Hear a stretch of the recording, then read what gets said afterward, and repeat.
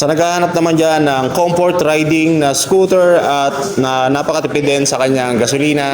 So ito, meron tayo ditong Honda PCX 160 na matte red ang kulay. So ito ang kanilang latest update na color variant ng Honda PCX 160. At ito ay meron kabuang presyo na 150,000 pesos at sa kanyang minimum down payment naman kapag inutang nyo, meron kayong 25,000 pesos. Sa kanyang 1 year, 12,848 pesos at sa kanyang 2 years, 7,642 at sa kanyang 3 years naman, 5,989 pesos with rebates ng 200 pesos.